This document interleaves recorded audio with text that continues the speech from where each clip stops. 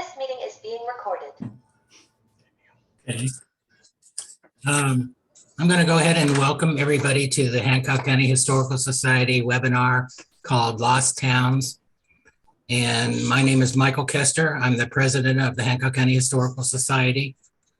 And I want to thank Joe Skvarenina for being our presenter tonight.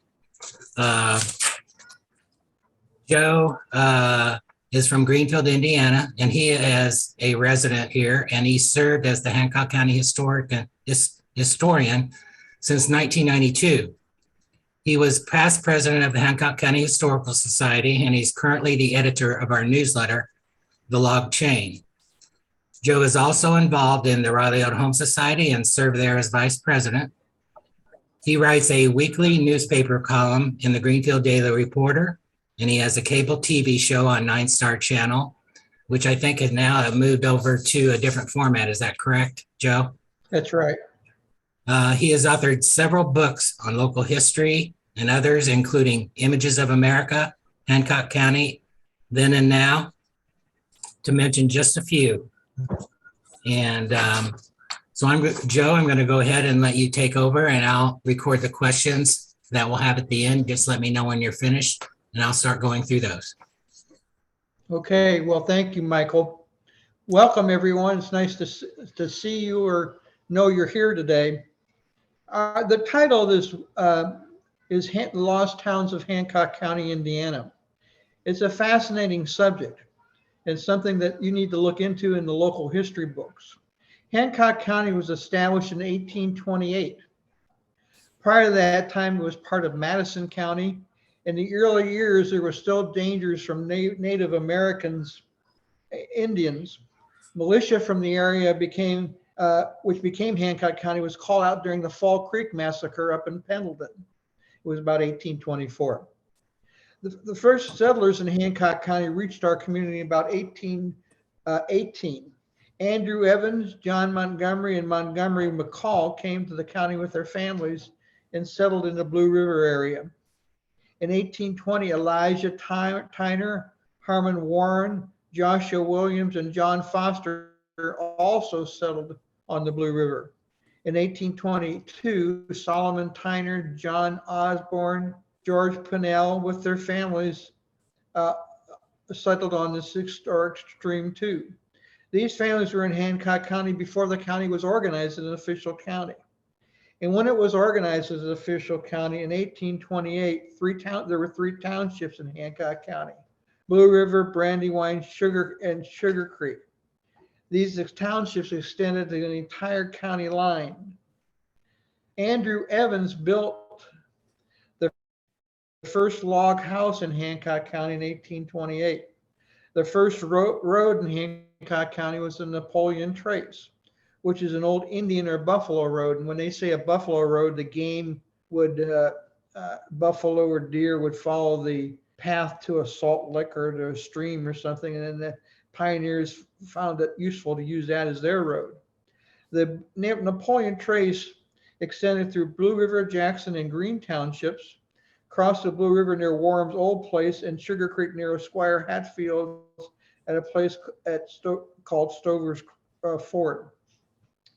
In Green Township, the Napoleon Trace ran close to Charleston and Milners Corner. Those are the 2 towns we'll be talking about somewhat later. Many of the early settlers came into the county on the Napoleon Trace. And as I said before, the trace is an animal trail created over by migration. The first settlers had to go all the way to the Whitewater in Connersville to have their grain. What do you think? Have their grain ground, and that's about 40 miles away. Also, the first blacksmith stop in the area was Blue River, and blacksmith was Blue River, and it was Thomas Phillips. Elijah Tyner was the first store owner on the Blue River, and he's also set out the first fruit tree orchard. So let's go first to Petersburg. Petersburg was in Blue River Township. You can see it up there. It was located on the northeast corner of the southwest corner of section 2033 Township 15, Range 8, on the county east of Handy Schoolhouse. As you can see, Petersburg was near Andrew Evans Collins. Petersburg was named for Peter Binford, who also elected a log station in the area. Several years I had run into Tom Binford from the 500 phase and asked him about that, and he said that was his relative. Silas Haskett sold a small lot to John Young for the purpose of operating a store and eating house, which he did for several years. Young sold it to Daniel Haskett, who kept a general store at the site until the railroad went out. The Petersburg station was a large platform for loading produce, etc., and it was across the county line in Rush County, but it's Petersburg, you can see it was on the county line. One of the things about Petersburg was they had a railroad, and it was a stop on the railroad, and it was the Shelbyville Hancock Knightstown Shelbyville Railroad, which was begun about 1848 and operated until about 1955. It crossed the southeast corner of Blue River Township. As you can see that line down there, 13 there. It was an accommodating railroad. If you failed to reach the station, you could stop the train anywhere along the line by waving a handkerchief. Knightstown and Shelbyville were completed about 1848 and operated again, I said, until about 1955. The old grade can still be seen in some places. If you go to Tyner's Pond Farm, it is one of those sites you can still see the old grade of the railroad. You want the next slide, please? There we are, the Blue River Township and Tyner Farms Farm. As you can see, right there is, I can't point at it, but you can see there's the track is there. And on Tyner Ponds Farm, there you go.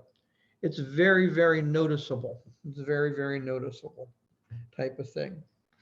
Now, this railroad ran for a lot of times and was shut down about 1855. And at that point, the rails were used for the Civil War for things like that. You want to go to the next slide?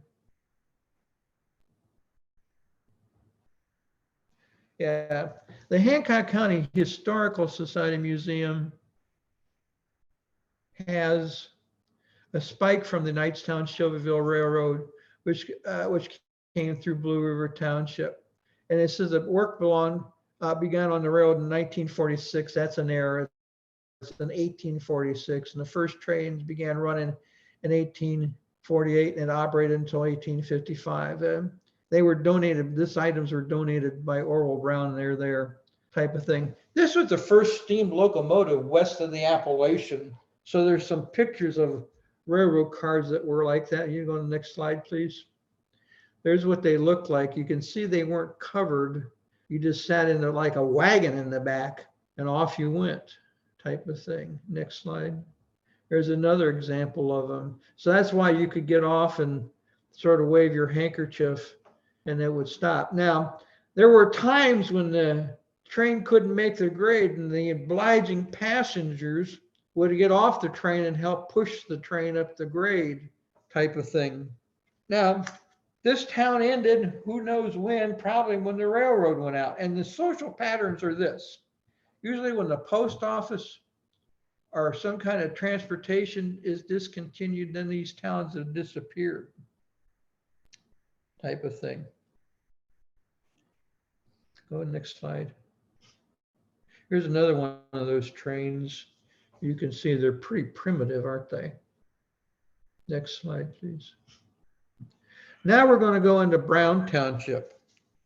The town that nobody knows about in Brown Township is called Nashville. Nashville was originally laid out by John Kennedy and David Blakely on December 30th of 1834. The original survey consisted of 32 sites. This town was located on the Pendleton Road, which crosses the Sugar Creek. Stores and blacksmith shops had been maintained for the convenience of local farmers at that site for many years. Among the early business owners were Elijah Thornburg and Allen White. William L. Davis was granted by the Board of Commissioners on March 1847 a license to run a tavern at the site. The stores disappeared, but the blacksmith shops outlasted him for several years. There's few things left there at that site, and let's look at some of the things that are left there in Brown Township. That gives you a map of Brown Township. It was quite a going concern at one time, right? Nashville was quite a going concern at one time in Brown Township.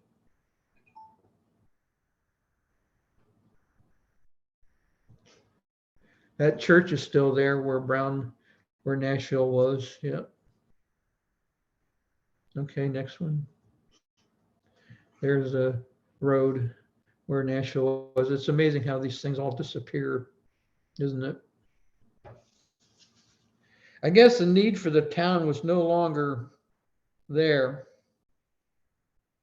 for what it's worth. Okay, next one. Now we're going to go to the Green Township, town of Charleston.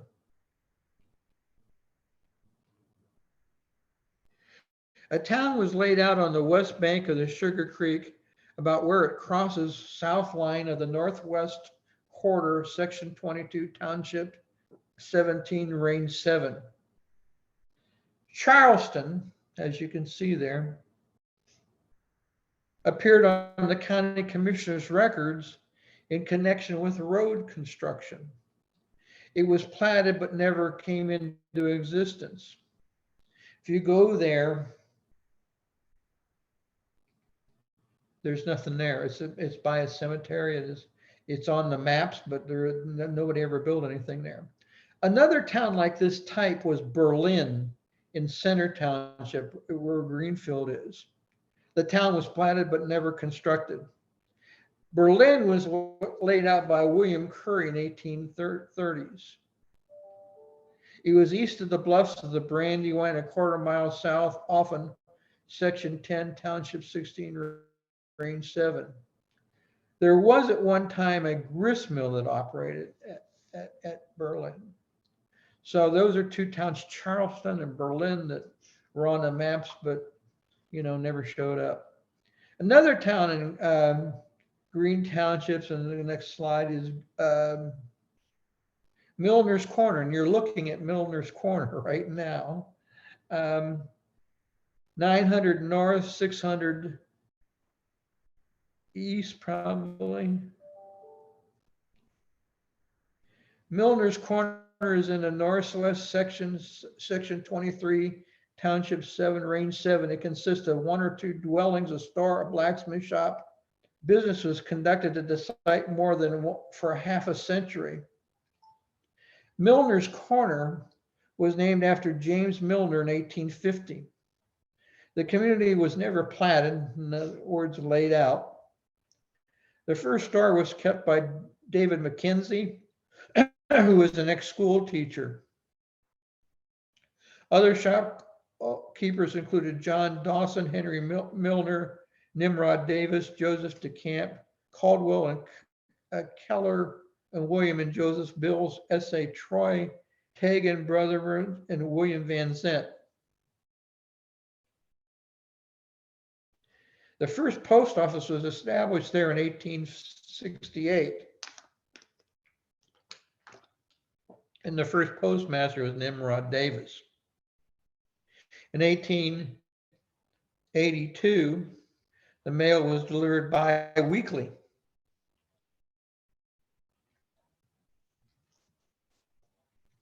Among other merchants was John Dawson, Joe DeCamp, and other people. When a post office was established and maintained until Wilkinson Rural Route was established on May 1st, 1903. The post office at that time, then Milners Corner started to go downhill. So the delivery of mail in the post office was one good reason for a town. One of the physicians in some of the physicians in Milners Corner included D.H. Myers, George William, Charles Pratt, S.A. Troy, and Dr. Troy served the community for several years. Everybody can remember, I'm sure, Frank Troy, that served on the board of the Historical Society for many years. Milners Corner had blacksmith shops, sawmills, and Cyrus Manning and his son conducted a blacksmith shop at the site. Van Dyke was another blacksmith. Woodworkmen at the site included Joshua Young and Joel Manning. There's a steam-powered sawmill at Milners Corner operated by Tucker. It had the capacity of 5,000 feet per day. According to the Hancock County Democrat, you could get a piece of hickory Democrat lumber at Joel Manning's shop. Green Township was a very Democrat area in the olden days. Dr. Troy was a candidate for state representative, and Milners Corner, as I said, was a Democrat enclave. Milners Corner, after it started to go, had a citizens band that was organized on April 4th, 1913 by the community for social pastime and musical entertainment. Noble Troy was the manager, Aubrey Thomas, director, Ralph Fisk, C.A. Jackson, Joy Hassler, and Glenn Johns were the cornetists, and Robert Troy and James Barnett were baritones, Dale Troy and Luther Barnard were trombones, and Lon Goody alto. Chester Alford was the tenor, and Jess Hayes tuba. Edward, I mentioned some of those names because maybe you can recognize some of your relatives, type of thing. There's another picture of Charleston area too. Okay, good deal. Go on. All right, go on. There you are, Milners Corner, 900 north, 600 east. That's what's left of it today. Milners Corner. I'd like to go out there and use my metal detector and a shovel someday and see if there was anything, left there, because there's really nothing visible on the top of the ground. Next one, please. Corner. There's a 1920s barn and an old red barn and a house there, but again, was time period when the community was so large and upcoming. Next slide, please. Another forgotten town was Lehmans Corner. You can see it pointed out there. Lehmans Corner was 300 north and 600 east. Lehmans Corner was located on range line where sections 13, 18, 19, and 24 meet. A post office, a little store, a blacksmith shop, and a sawmill was at the site. The post office was operated by Simon Leamon. That's the name of the town, Lehmans Corner. In early days, but it was continued in 1881. After the post office was removed, George Tague, who lived on the west line of the township quarter, section 14, had a post office installed in his little grocery store he was operating. The post office was known as Binwood, and it distributed mail until the late 1880s. So when Leamon Corners stopped delivering mail, the new post office was established at an area called Binwood. Backstop in Leamon Corner was run by the way, by Bud Phillips, son of Thomas Phillips, who was a blacksmith in Blue River Township. Lehmans Corner had a literary society, believe it or not. On July 29th, the Hancock County Democrat reported an entertainment at Chapmans Grove, 1.5 miles south of Lehmans Corner. It would include entertainment, declarations, poems, addresses, recitations, plays, ample refreshments, and all county teachers were invited. There's another viewpoint of Lehmans Corner, okay? So we have towns that never showed up: Charleston, Bitwood, Berlin. We have towns that have disappeared because the post office left. We have a town that disappeared because the railroad folded, and there's nothing at those sites now. I can't explain to you why Nashville went under. Historian and author Thomas Schillraff has interesting insight into the body and the study of local history, which he labels landscape history. And by the way, that's what I consider myself as, a landscape historian. As a matter of explanation, Schillraff defines archaeology as the work of researchers who usually excavate the material remains of the past cultures and through evidence attempt to recreate the history of man from the earliest past and determine the nature of the cultural system at different times and places around us. We are above ground archaeologists. We are above ground archaeologists.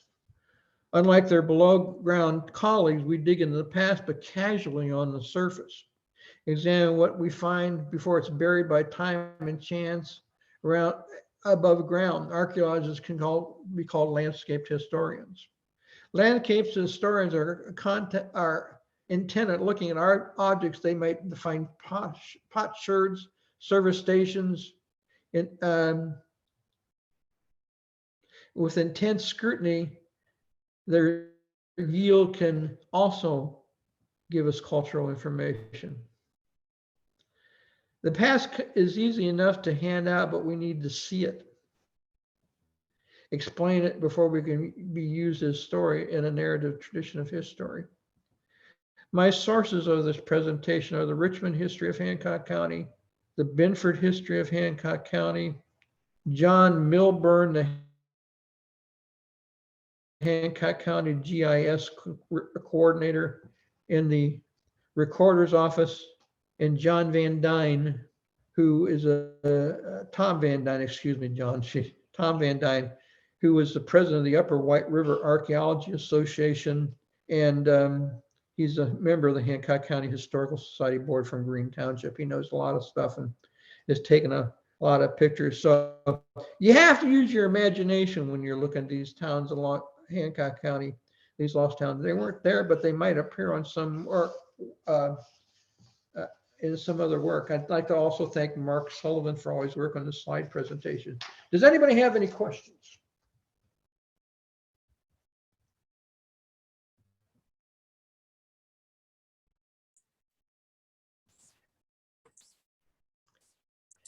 I have one question for you, Joe. Somebody asked, did you say Berlin is located where Greenfield is now? Yes.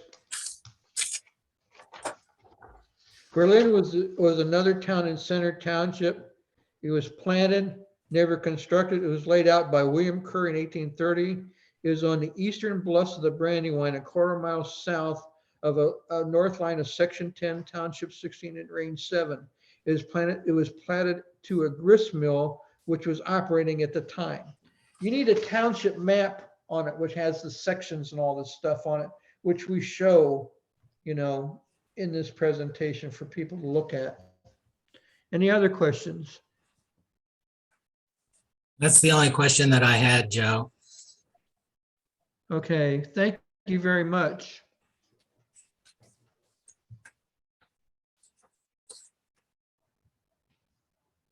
I encourage everybody to belong to the Hancock County Historical Society. If you aren't members, it's important that you join up, perhaps. Okay, Michael, I'm done. Okay, Joe. Thank you for your presentation. And I will have to apologize for some of the slide problems we were having. I don't think it took away from what you had to say. Sometimes it was just a little hard to match them up there. But I'm going to go ahead and say that this is our last official webinar until we go into April. And then in April, we have not scheduled it yet, but we are going to have a webinar connected with our featured exhibit, which is Lawn and Lace. And for that webinar, it's going to be a little different. We're going to start out live, and then we're going to go in. We'll be going into a recording or a video. We've hired a professional videographer to sort of take you through the process that we go through when we create a featured exhibit, and then explain to you why we chose the Edwardian dresses that we found in our collections to feature in the exhibit. We open in April the 9th to be specific, and we're open Saturdays and Sundays from noon to 5. And we'd welcome anybody to come out. There will be an announcement when the next webinar or this Lawn and Lace video will occur. And hope everybody can attend. You'll get a notification through Eventbrite. So I want to thank everybody for attending and hope to see you next month. Bye.